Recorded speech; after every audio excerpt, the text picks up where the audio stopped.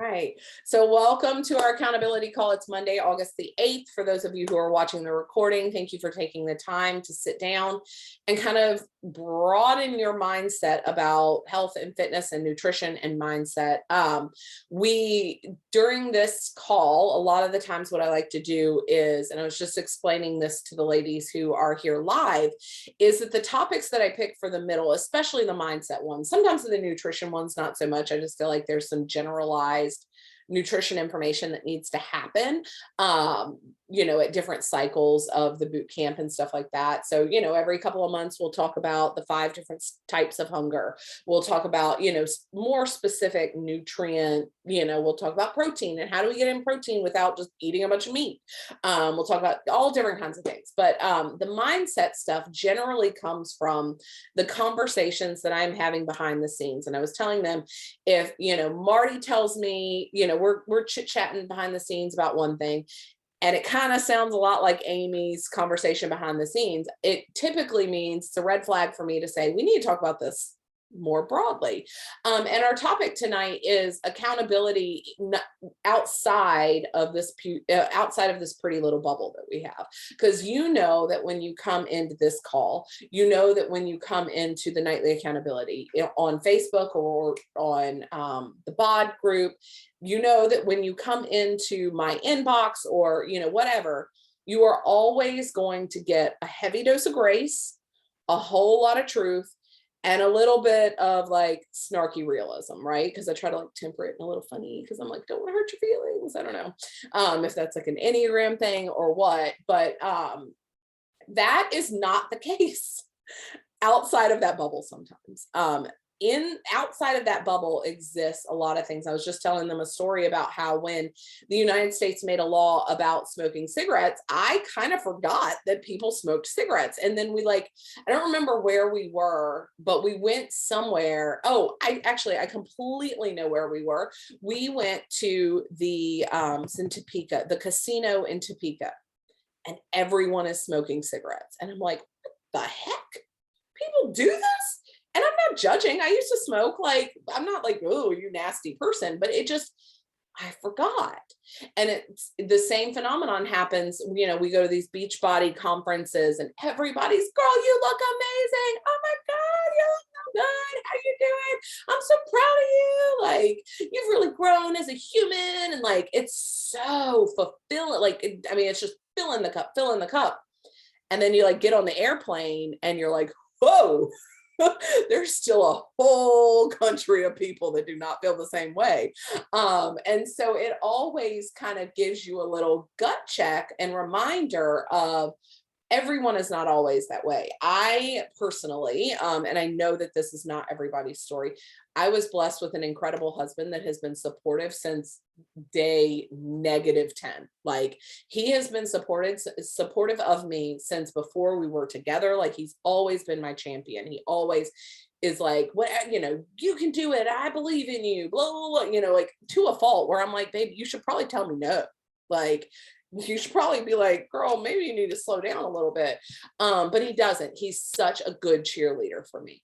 I know that is not everybody's story. I know that a lot of times when you open the front door and you walk into your house, it's a war zone with your spouse and with your kids against your health and wellness journey. And that is hard. It's really effing hard, you guys. And I don't take that lightly. I don't think, oh, well, because I don't have that, whatever. My struggles are in a totally different area. My struggles are friendship and social wise. I love my friends, but the majority of my friends are not interested in the same lifestyle I have. Now, 8 years into this, I have kind of changed who I spend the majority of my time with. But my OG friends, my college friends, my high school friends, the girls that kind of ride or die from the beginning, they are not interested in health and fitness. They're interested in all kinds of other things. But it's so interesting to be around them, and then to be around you guys, and then to be around Matt, or to be around my family at home, like my my mom and my brother and all of that. It's just a very different environment. And so I've had to really learn how to, number one, grow a freaking backbone, because my choices are not about you. They're about me. They're about me and my healthy lifestyle. And I'm going to tell a couple stories tonight to illustrate some points that I hope you'll be able to take away kind of the lesson of that story and take it into your life and apply it however you need it. But one of those stories is my parents. I love, like, love my parents. I feel like I have to caveat this story by saying that, because otherwise you'll be like, oh my God. But my parents are not healthy. They do not engage in healthy behaviors. They eat. I was very, very, very shocked when I went home this past last month and found that my parents have been eating fast food, I would say 5 out of 7 days a week for lunch. They claim they do not have enough time to make food. Confused how two retired people don't have enough time to make food, but that's a completely separate conversation. And they drive through a drive-through. They're out running, running errands, going to the post office, doing their thing, and they go through a drive-through. And so interacting in that environment, and that's not new. I mean, the frequency, I think, is new since COVID. But the lack of concern about health and healthy foods is not new. I mean, one of my favorite stories to tell about my mom, and she's heard me tell this story, so I know she's not like deeply offended, but I'm sure she rolls her eyes and wishes I didn't tell people this. But I always, ever since we started our healthy lifestyle journey, I always am like, so where's the veggies? Like, what do we got here? And she told me one day, Danielle, there are plenty of vegetables in this meal. I diced up an onion and a half in this casserole. Oh, all right. So diced onions are counting for our nightly vegetable. Okay, Mom. She just doesn't, it's just not a concern of hers, and it never has been. So knowing that, I think it's always interesting to walk back into that environment and not completely fall flat, right? Like, because the easy thing to do is just to flop over and say, I'm a guest in their home. And great, in case you don't know this about me, I was raised very Southern, lots of hospitality manners kind of thing. We don't offend the people that are hosting us. So navigating some of that can be a little tricky. But there were some years there, and we're a military family. And so a lot of times our going home experience is, about a week in the summer, a week at Christmas sort of thing. And so many of the 8 years that I've been engaged in a healthy lifestyle, I was not very good at this. I would never, and whatever she cooked, we would eat no matter what. I was never I still don't complain, but I was never going to question what was put in front of me. Because it was the height of rudeness, right? In the culture that I grew up in, if someone offered you food, you don't ever turn it down. Ever. They made it with their hands and their love. They spent their hard-earned money for it. You don't ever turn it down because it is rude. And so learning how to relearn some of these habits around, whether that's friends or family or coworkers or anything like that, has changed me, and it's grown me. And that's kind of what I want you guys to take away from that is, it's not all going to happen all at once. You're not going to, and I will say, oftentimes if it does happen all at once, you kind of get the like cold shoulder. It's like, oh, well, there's Amy, she's on a diet and she's not eating potatoes anymore. Or, fill in the blank, whatever it is, and I don't want that, because it is, again, there's a lot of effings today, but it is effing exhausting to explain to people, I'm not on a diet, actually. I haven't dieted once in 8 years. Like, and we're like, okay, let's have this conversation again. Let's have this conversation again. So I've had to learn to let a lot of things go. Let it roll off. It does not matter to engage in every single conversation opportunity that's presented to me. I can just smile and walk away. If someone offers me something, I can just say, no, thank you. Because the analogy or the whatever illustration that I was given one time, that I was like, yep, that's where we're going to go with this. If there's something that does not fit my lifestyle and I do not want it, saying no thank you should not be an insult to that person. Let's give an example. If I was allergic to almonds and you offered me an almond joy and I said no thank you, would you be offended? No, you would not. You wouldn't even think twice. You would just say no, thank you, and move on, right? Like, you don't need to sit there and explain, well, when I was 2.5, I was diagnosed with an almond, blah, blah, blah. Like, you don't. You just say no, thank you, and move along. This is the exact same thing. It's starting to get the backbone of just saying no, thanks, and not needing to explain yourself. You don't have to explain, like, no, thanks, I'm not drinking right now. Oh my God, you're not drinking? How dare you? Like, just no thanks. Move along. That was huge for me. And so I would encourage you guys, start growing a backbone in this, and just to say no thank you and move along.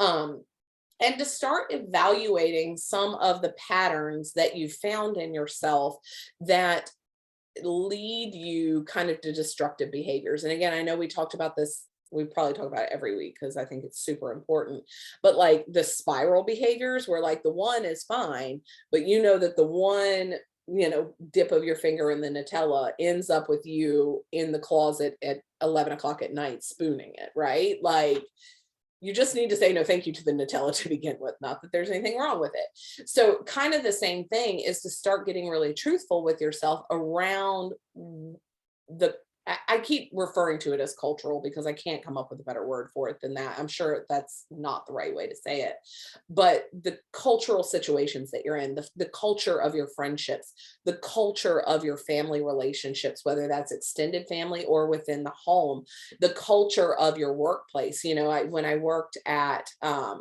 newspaper several years ago, every single Friday we had a potluck. And every single Friday, everybody brought in all of this, like, I mean, there were probably 17 desserts and like maybe some mayonnaise based salads. And somebody probably picked up chicken from the food line or whatever, that doesn't, I wish that I had this backbone and this knowledge and this accountability and this, fortitude then, because all I had to do was pack my own lunch.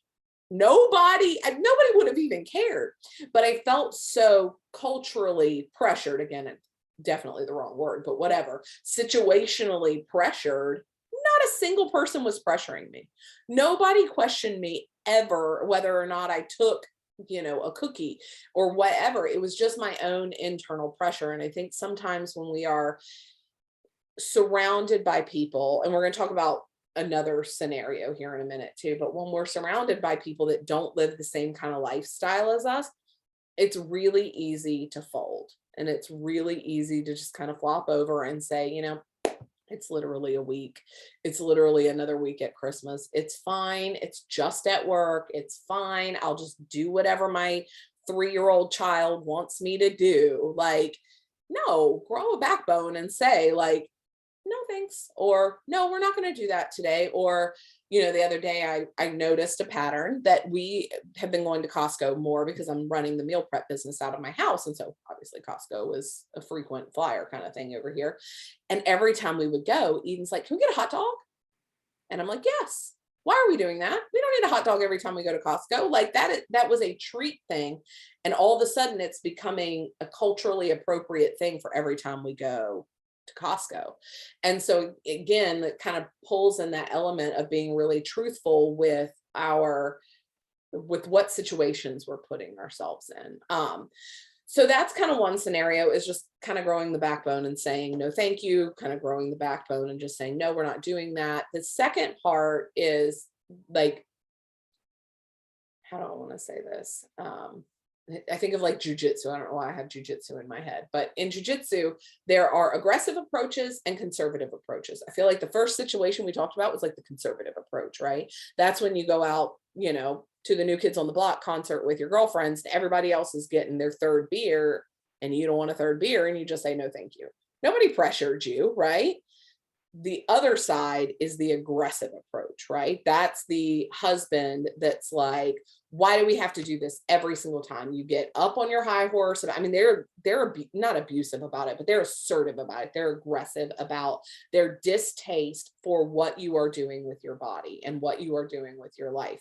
Sometimes that comes from parents. Sometimes that comes from spouses. I feel like kids give a whole lot of like crap about it for people that don't contribute to our household income in any way. At least maybe that's just my kids, but coworkers. I mean, definitely more aggressive approaches to what are you doing? Why are you doing it? And this kind of goes to Vicky, what you were speaking about before we turn on the recording in just the questioning of your decisions and why, and you need to start understanding that there are people that deserve a response and that there are people that do not deserve a response. Like, I do not give a flying crap about the auntie at whatever restaurant that insists that I have queso instead of salsa, right? Like, back off, lady. Like, you're being a little crazy. But or the girl on social media. I think social media is such an interesting place. I think it can be used for a lot of good, and it can be used to be yucky and bad. But I also think that there are a lot of times where we don't need to respond just because the doorbell rings, right? Like, just because the phone rang, I remember somebody telling me that one time, just because the phone rang, Danielle, doesn't mean you have to answer it. And I was like, oh my God, do you know that I used to run up the steps from our basement to our kitchen where the phone on the hook was, and I would trip and fall and bang up my shins running up the steps because the phone rang, only to find that, of course, A, it was never for me, and B, I didn't even want to talk to those people, but the phone rang, so I got to run. And I realized that, like, my compulsion extends into providing answers to people on social media that I don't need to respond to. And so it's learning when you don't need to respond, because the thing about specifically social media, but there's other ways that this comes across too, is that the majority of the time, the person is not speaking about you at all. They're speaking about their own insecurities, their own issues, their own wanting to pull you back down to where they are. And a really good illustration of this is and I hope I don't offend it. I don't think I'll offend anybody on this call, because I don't think any of you guys have done this. But sometimes for social media engagement, I run my business on social media. It's how I meet a lot of my clients, right? I will put up polls about, like, do you like the shirt in purple or do you like the shirt in yellow? Do you like these glasses? What about shoes? Like, or, do these pillow shams or whatever? And here's a little behind the scenes look. I care about the feedback. I find your opinion interesting. Your opinion doesn't actually shape the majority of the time what I end up purchasing. I'm not like, oh, well, I better purchase the red glasses because Vicky told me she liked the red glasses. Like, I'll purchase the red glasses if I decide I want to purchase the red glasses. I like it to know that Vicky liked the red ones, So it's not an indication that I must respond to what that person is saying. But I found it a very interesting social experiment. And this is just, again, like, you're going to get to know my nerdiness and my love of all things neurological and psychology. But I would love to run a real study, not like a Danielle Facebook post study, about how many people who engage specifically on an opinion poll about, we'll just go with glasses. How many people engage in your face and those glasses, and how many people engage on their face and those glasses? Because I cannot tell you how many times, say, we'll go back to the dress scenario. I posted a yellow dress and a red dress. And how many people are like, well, I like the red one because I just don't like yellow. Well, I didn't ask if you liked yellow. I asked which dress looked better. Not what color do you prefer. Not a line looks best on the person responding, but the majority of people who respond don't actually engage with what the other person is needing. Half the time, and you'll start to notice this too once I say it, a lot of times people will post something, again, specifically on social media, but I also use the word post in, like, social situations. They'll say something and they don't even listen to what you asked for. Like, I remember, and this is another little story, I remember I posted something one day about a parenting thing that I had done.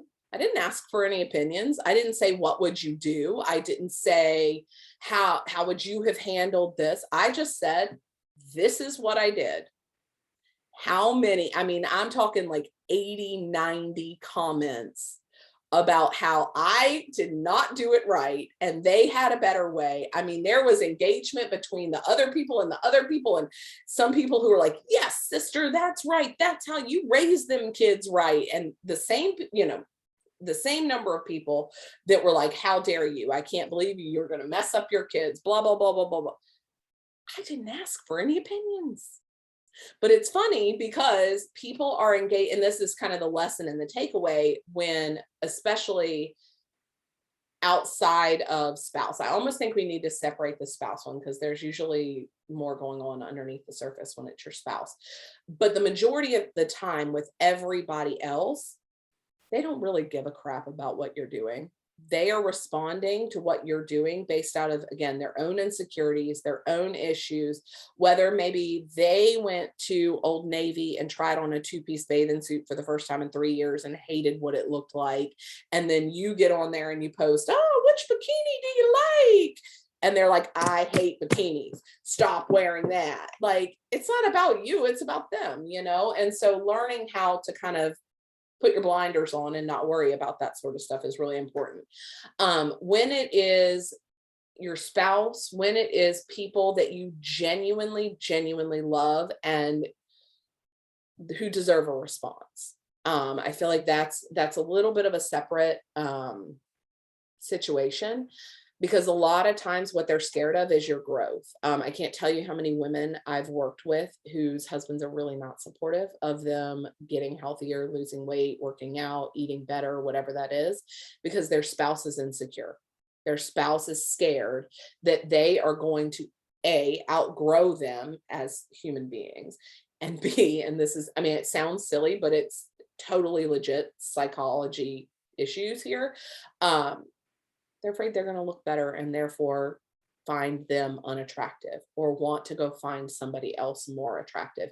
And so that fear rears its ugly head in usually not kind ways, usually ways that are destructive to the other person. They say snarky and rude things about your body, the way you look, the food choices that you're making, your workouts. I worked with a girl one time whose husband could not stop correcting her form.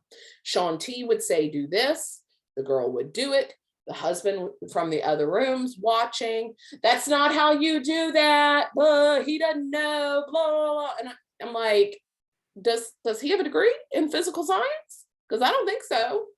He's trying to tear somebody down because he is uncomfortable with the growth that is happening. And that is the kind of situation where I'm always going to advocate for professional help between the two of you. I think couples therapy and couples counseling is an incredible tool that not enough couples and families use. And if the relationship warrants it, and again, I know that not all marriages can handle this, maybe where they're starting, is having a real conversation with the person and laying out the vulnerability and saying, hey, Bob, what you said to me really hurt my feelings. I don't like the way I look in the mirror. It kind of disgusts me. I really don't like it. I'm uncomfortable in my skin, and I've gotten to a place where physically I don't feel attractive anymore, and I'm doing something about it. And the way you're talking to me, the comments that you're making, you probably, and I always try to give the person the benefit of the doubt, like in this role play scenario, like maybe you don't even know you're saying it. Like maybe it's just, just kind of second nature. You think you're being funny or whatever, but it actually is incredibly hurtful to me. And I think that if we're going to continue like in a harmonious relationship here, you kind of need to stop. And that's a really, really, again, there's lots of effings into this conversation. That's a really effing hard conversation to have with somebody, because that is pure raw vulnerability. And it is hard, and there's usually tears involved in it, and nobody likes to be crying about stuff that's sensitive to them, right? But I will tell you, one of the best pieces of marriage advice I ever got, and we were going through a really, really difficult time in our marriage about 8 years ago, was have the uncomfortable conversation. Do not hold it in, because all it's going to do is continue to breed bitterness. It's going to continue to deteriorate a marriage that if you care anything about, you've got to fight for it. And that fighting includes having really difficult conversations, hopefully in a way that is building one another up and reminding that other person, hey, we're on the same team. We are on the same team. I love you. You love me. We want what's best for one another, and we want what's best for our marriage and our family. And I'm willing to do the hard work and have the uncomfortable conversations with you to fix this. Because I think the scariest thing for a marriage or a relationship, whether that's a marriage or a mother-daughter, a child mother, whatever, since I'm speaking to primarily women, or all women here, but primarily women in our group, is to stop talking, to stop fighting, to stop pushing forward in productive conversations that will move the relationship closer to one another. That is scary to me. That's the thing, like in my marriage, that when 8 years ago we were really, really, really struggling, it's because I didn't care anymore. I don't care to have this conversation with you. I'm done. I'm done talking. And that's scary. Like to me, that I'm like, whoa, whoa, whoa, whoa, whoa. I'd rather see people conduct healthy discussions.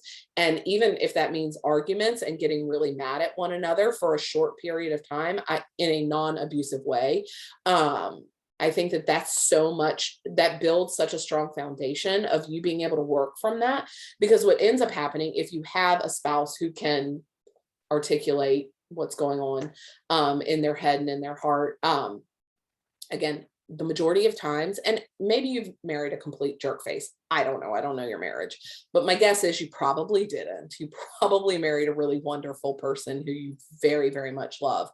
That person does not have it out for you. That person is on your team. They do love you and they do want to see you succeed. They are either hurting or very afraid. And that's where the majority of hurtful things happen, specifically in the health and wellness realm, is from being hurting themselves. So meaning like they wish they could engage in that, but they don't know how to get started, or they don't know how to do it again without feeling like they failed, or they're fearful and afraid. And again, those things are only solved with real conversations. And so that's kind of what I wanted to talk about tonight, was those different layers of whether that's social or just relationships in general, whether that's the relationship with the girl at the grocery store who's like, I remember I had a conversation with the checkout lady one time who tried to tell me that I think they just charge more for organic because they put the word organic on it. I don't see any difference between this apple and this apple. And I'm like, okay. And I walk off because girlfriend, I'm not going to dissect an understanding of organic food to you. There's times for education and growth, and there's times to just move along. Whether that's social media, whether that's friendships, whatever it is, I do think that there is time to be vulnerable and engage and get down to the nitty gritty of it. And there's time to just say, no, thank you. Whether that's no, thank you, I'm not going to engage in this conversation. No, thank you, I don't want that ice cream. No, thank you, I don't want that third drink. No, thank you. Like, and let that be that. Let your no be no and your yes be yes, kind of thing. So, all right, you guys, thanks for sticking with me on kind of a little bit longer of a topic. I'm going to stop the recording.